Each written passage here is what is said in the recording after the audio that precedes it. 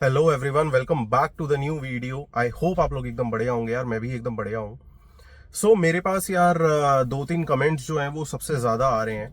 और उनमें से एक सबसे जो इम्पोर्टेंट है कमेंट वो ये है कि लोग बहुत ज़्यादा पूछ रहे हैं और लाइव पे भी बहुत पूछते हैं कि यार क्या ये सही टाइम है कोई नई नई कार खरीदने का, या फिर हमें थोड़ा सा वेट करना चाहिए।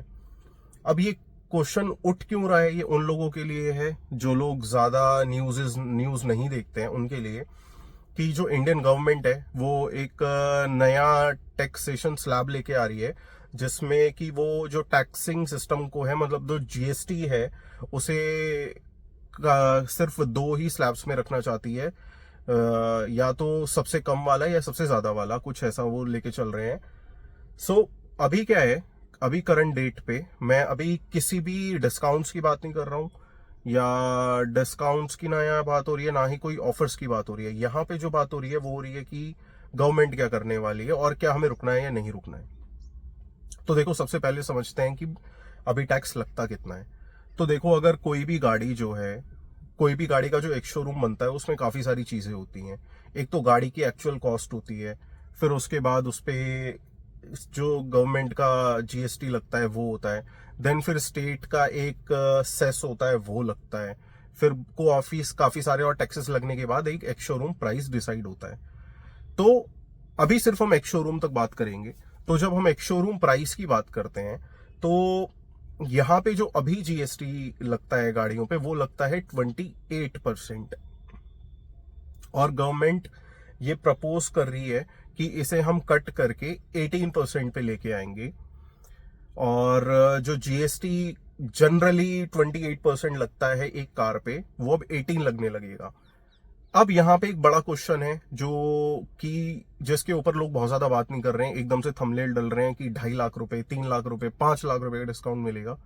नहीं यार, आप समझो। सबसे पहले, अगर कोई इंसान ये बोलता है कि आज एक गाड़ी का अगर एक शोरूम प्राइस 9.99 लाख रुपीज है, तो उस पर अगर 10% टैक्स कम हो जाएगा तो 1 लाख रुपए कम हो जाएंगे। नहीं, ऐसा नहीं होता।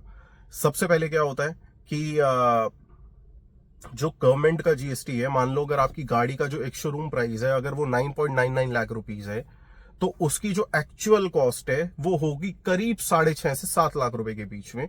क्योंकि उस पे जब ये एक्स्ट्रा टैक्सेस लगते हैं तो वो करीब 3 लाख रुपए के आसपास का डिफरेंस आ जाता है। तो आप मान के चलो, अगर आज की डेट में एक 7 लाख रुपए पे 28% जीएसटी लग रहा है, तो इट शुड बी, आप मोटा मोटा कैलकुलेट कर सकते हो, it should be close to 2 lakh rupees का जीएसटी।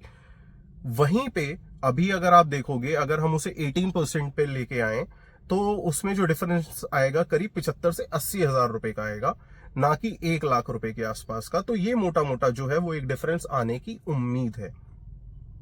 तो सबसे पहले तो क्लैरिटी मैं आपको ये दे देता हूं कि सितंबर में गाड़ी खरीदनी चाहिए नहीं खरीदनी चाहिए। देखो, सितंबर में सबसे पहले श्राद्ध आते हैं, तो श्राद्ध में हमारे यहाँ जो वैसे भी जो सेल्स हैं वो बहुत कम हो जाती हैं, और ब्रांड्स जो हैं वो डिस्काउंट्स बहुत ही ज्यादा एग्रेसिवली लेके आते हैं और डिस्काउंट बहुत ज्यादा मिलते हैं। अगर आपके पास श्राद्ध वाला कोई टेंशन नहीं है, तो मेरे हिसाब से आप ले लो गाड़ी, क्योंकि ऐसे डिस्काउंट्स आपको कभी भी नहीं मिलेंगे। देन सेकंड चीज, फिर अगर आप देखते हो तो करीब 22 सितंबर के आसपास से नवरात्रे शुरू हो जाएंगे। तो उस टाइम के आसपास जो डिस्काउंट्स हैं वो कंपैरेटिवली कम हो जाते हैं। अब बात करते हैं यार, एक एग्जांपल ले लेते हैं। जैसे कि मैं अभी ये जो है, ये सोनेट है, मेरे पास जो सोनेट है वो किया सोनेट है आईएमटी टर्बो एचटी के ऑप्शनल। इसका जो एक शोरूम प्राइस है वो 9.99 लाख रुपीज है। अब मान लेते हैं जब ये मैंने ये गाड़ी ली, मुझे ये ऑन रोड पड़ी सारे डिस्काउंट्स मिला के 10,93,000 रुपीज की।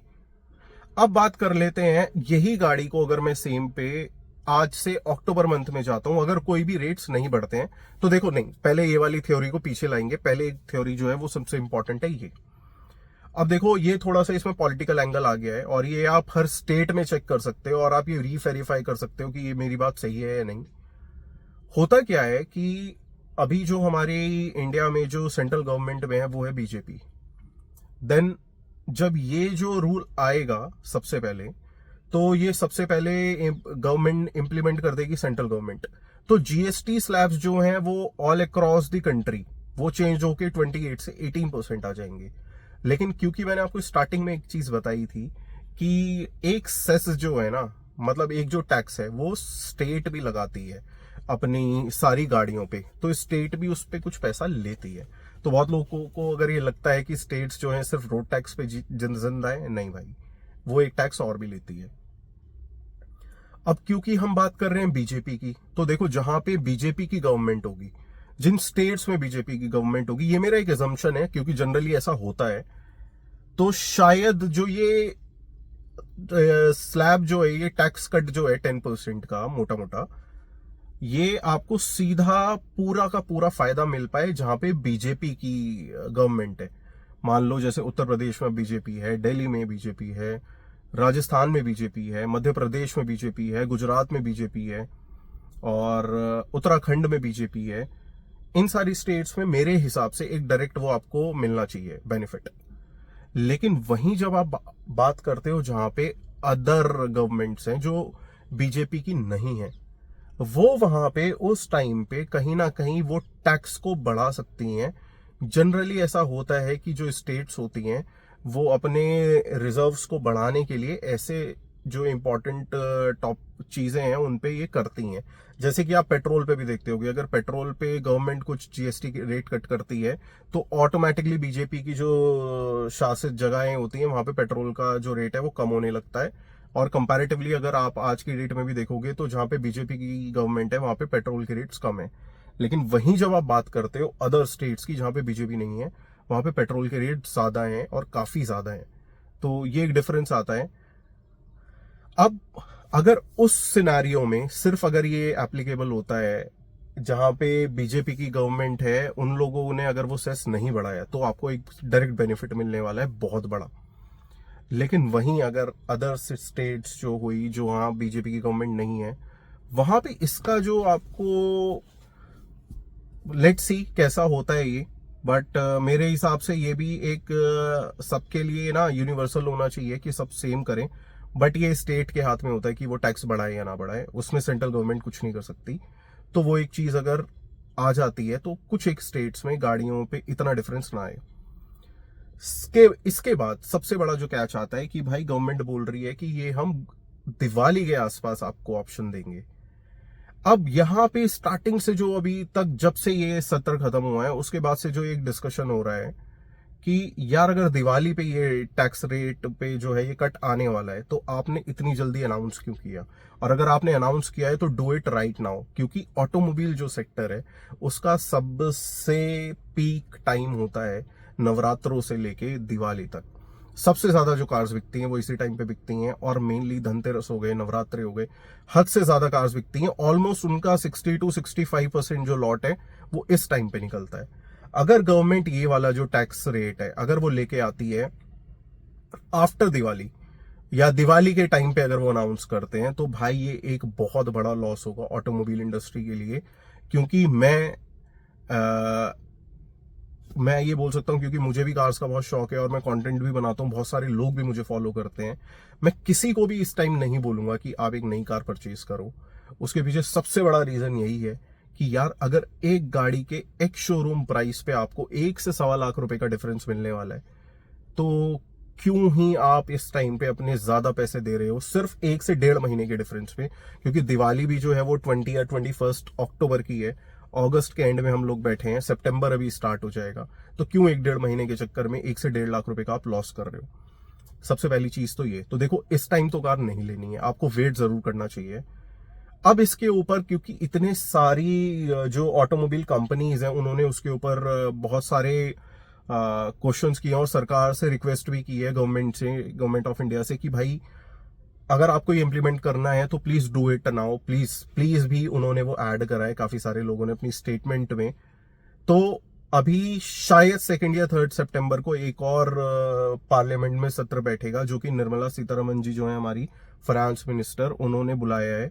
शायद ये बिल शायद आई एम नॉट श्योर, मैं कुछ 100% नहीं बोल रहा हूं, बट शायद ये जो बिल है वो सितंबर में ही पास हो जाए और एप्लीकेबल भी हो जाए। तो ऐसे पूरे चांसेस हैं, आप बिल्कुल कर सकते हो।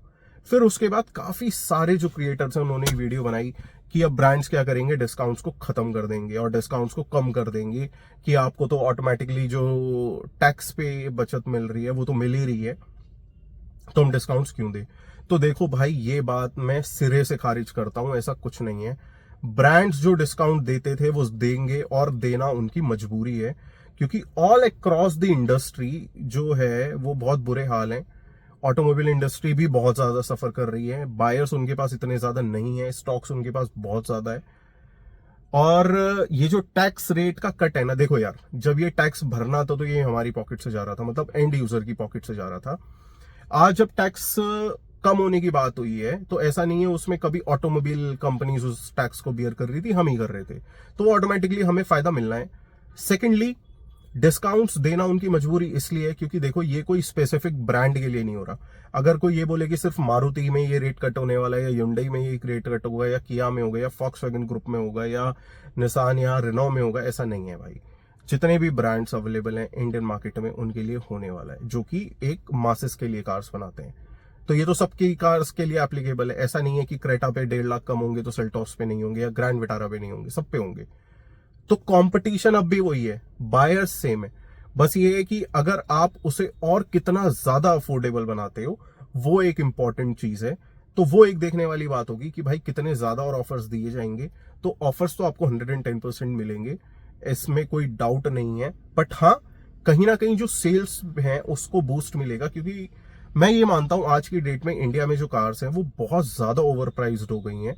मतलब आज जिस गाड़ी में अभी मैं बैठा हूं, जैसे कि ये सोनेट है, इसकी या फिर सोनेट की भी, इसके कॉम्पिटिटर्स की अगर एक बात करोगे आप, तो करीब 11.5-12 लाख रुपए में टॉप मॉडल आ जाया करते थे पहले, और आज इस सेगमेंट की गाड़ियां 18-19 लाख रुपए तक जा रही हैं, जो कि बहुत बड़ा प्राइस हाइक है यार। कार वही है, इंजन वही है, और फीचर्स पे आज सच कोई डिफरेंस नहीं आया है, सिर्फ डिफरेंस आ रहा है प्राइसिंग पे। और कहीं ना कहीं पहले से क्वालिटी भी बहुत कॉम्प्रोमाइज है कार्स में। तो पहले की जो कार्स होती थी वो लॉन्ग टर्म पे चलती थी। अभी मैंने एक ड्राइव रिव्यू किया था काफी टाइम पहले फोर्ड इकोस्पोर्ट का डीजल में, तो बहुत लोग पहले बोलते थे कि यार फोर्ड इकोस्पोर्ट का जो सस्पेंशन है वो बहुत स्टिफ है, बट अगर आप आज फोर्ड इकोस्पोर्ट चलाओगे तो आपको लगेगा कि बहुत अच्छे से ट्यून्ड है। अगर आप उसके बाद ही सोनेट को चलाओगे, ब्रेजा को चलाओगे, इन सारी कार्स को चलाओगे ना, तो आपको पता लगेगा वो कितना वेल ट्यून्ड है सस्पेंशन। तो देखो यार, अगर आपको गाड़ी लेनी ही है तो मेरे हिसाब से 1 से 1.5 महीना आप वेट करो, कुछ ऐसा चेंज नहीं हो जाएगा। शायद ये रूल भी पहले आ जाए तो आप अपने दिवाली पे भी गाड़ी ले सकते हो। अगर आप उस कैटेगरी के लोगों की नहीं, अगर ये रेट कट नहीं भी आता है टिल दिवाली तक, अगर ये नहीं होता है अनाउंस, और आप वो इंसान हो, नहीं मैं धनतेरस पे गाड़ी लूंगा, तो no one can do in this anything. अगर आप हो कि ठीक है यार 2 पैसे बच जाएं और एक अच्छी डील मिल जाए यार, क्योंकि देखो, आपकी गाड़ी लेने के बाद 2 महीने बाद अगर वही गाड़ी मार्केट में 1.5 से 2 लाख रुपए सस्ती मिल गई मार्केट में, तो आपकी रीसेल वैल्यू भी ऑटोमेटिकली कम हो जाएगी उस वाले ओनर से। तो वो काफी सारी चीजें हैं जो देखने लायक हैं। तो अभी आपको वेट करना चाहिए, थोड़ा सा वेट करो, you will get a better deal. और कहीं ना कहीं मैं बोलूं, अगर बहुत ज्यादा भी आपको इतना फायदा नहीं मिला कि 2 लाख 3 लाख वाला, बट एक अच्छे अमाउंट का फायदा तो जरूर मिलेगा, चाहे स्टेट्स भी अपने टैक्सेस को बढ़ा दे, बट फायदा जरूर मिलेगा। तो बिल्कुल आप वेट करो, और देखते भी हैं शायद 2 या 3 सितंबर में वो चीजें आ जाएं। तो देखो यार, यही था आज की वीडियो में, और अगर ये वीडियो किसी भी तरीके से आपको इन्फॉर्मेटिव लगी हो तो प्लीज शेयर इट, और लोगों को भी पता लग पाए कि एग्जैक्टली क्या होने वाला है। बाकी अगर अच्छी लगी हो तो give it a thumbs up. Channel पे पहली बार आए तो do subscribe to the channel. मिलते हैं किसी और अच्छी वीडियो में। Till then thank you so much, stay safe, and Bharat Mata की जय।